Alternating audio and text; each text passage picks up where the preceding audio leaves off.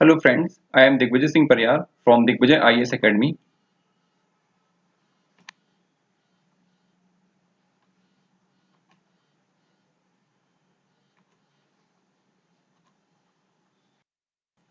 And now we are talking about cyber security and India's strategy for cyber security. हम आज बात करेंगे cyber security और India की क्या रणनीति है इसको लेकर. Why it's in न्यूज अभी हाल ही में यह क्यों चर्चा में रही या खबरों में क्यों रही. The first point, during the lockdown India has facing the cyber attack in form of fishing, spamming and scanning of ICT system, particularly of critical information infrastructure. अभी हाल ही में लॉकडाउन के समय जब ऑनलाइन ज्यादा वर्क हो रहा था तो हमारे कंप्यूटर सिस्टम पे कहीं ना कहीं बहुत ज्यादा साइबर अटैक्स हुआ और इससे हमारे इंफ्रास्ट्रक्चर मोस्टली क्रिटिकल इंफॉर्मेशन जो डिफेंस बैंकिंग उससे संबंधित थी, इसको बहुत ज्यादा नुकसान पहुंचा.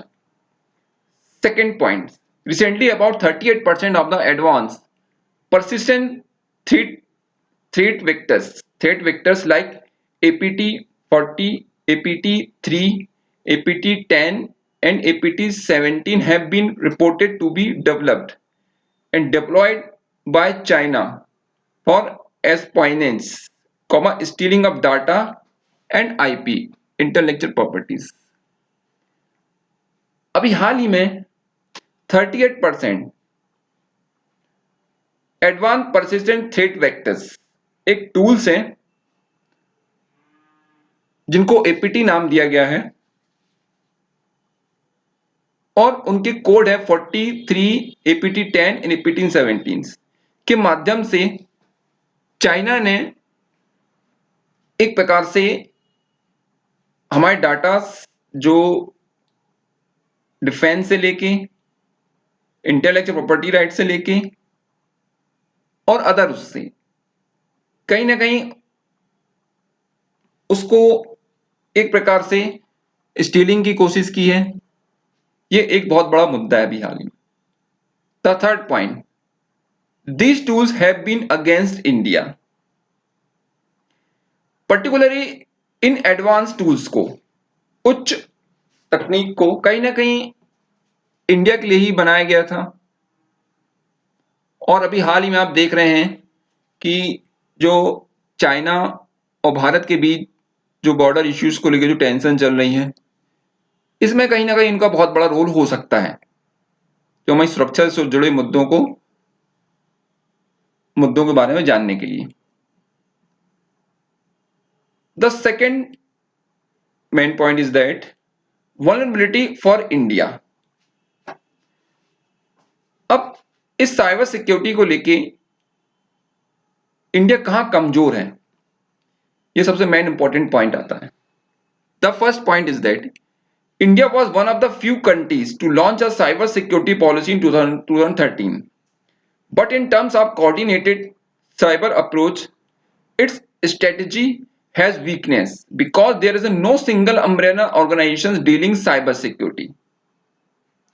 भारत 5 देशों जैसे अमेरिका, इंग्लैंड, फ्रांस, जापान के जैसे ही एक देश था जिसने कहीं ना कहीं अपना खुद का एक साइबर सुरक्षा को लेकर रणनीति तय की थी.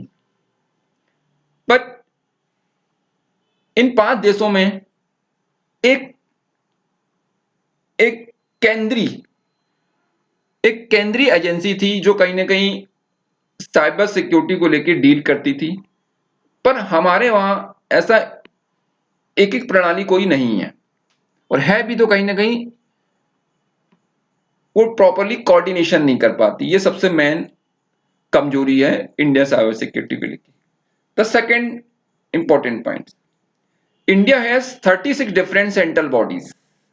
Most ministries have their own have their own CERT that deal with cyber issues, and each has a different reporting structure.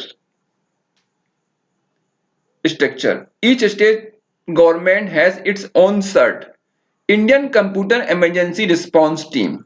CERT means Indian Computer Emergency Response Team. It's a nodal agency to deal with cyber security threats.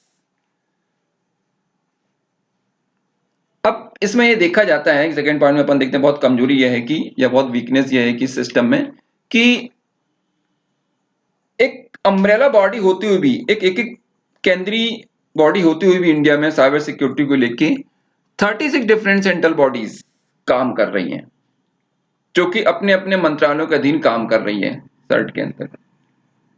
तो ये coordination का जो weakness है, वो कहीं ना कहीं हमारी साइबर सिक्योरिटी को, जो इंफॉर्मेशन जो एक्सचेंज होती हैं, उसको वीकनेस बनाता है। और स्टेट गवर्नमेंट का भी कहीं ना कहीं अपना एक खुद का एक सिस्टम है जो कोऑर्डिनेशंस को प्रॉपरली फॉलो नहीं कर पाता है। ये सबसे मेन इंपॉर्टेंट वीकनेस है वल्नरेबिलिटीज इंडिया के लिए। Other weakness of vulnerability is that the other thing is that that CERT has been late in conducting security checks and often has released advisories once an attack has taken place. CERT का सबसे important weakness point ये है कि जब ये एक advisory या अनुदेश तब जारी करती हैं जब कहीं ना कहीं मतलब है कि साइबर सिक्योरिटी या साइबर अटैक्स हो चुका होता है। ये सबसे मोस्ट इंपॉर्टेंट वीकनेस है और ये इसको ट्रैक नहीं कर पाते हैं, यही सबसे बड़ा इनका एक कमजोरी भी है। Other vulnerability is that in many cases the government itself uses legacy system,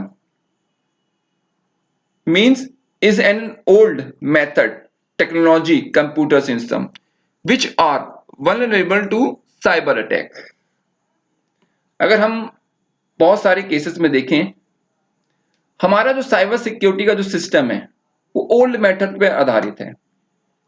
और अभी हम देख रहे हैं कि जो जितने भी एपीटी सिस्टम, जो भी एपीटी टेक्नोलॉजी यूज कर रहे हैं साइबर थ्रेट को लेके चाइना, उससे हम कहीं अधिक पीछे हैं।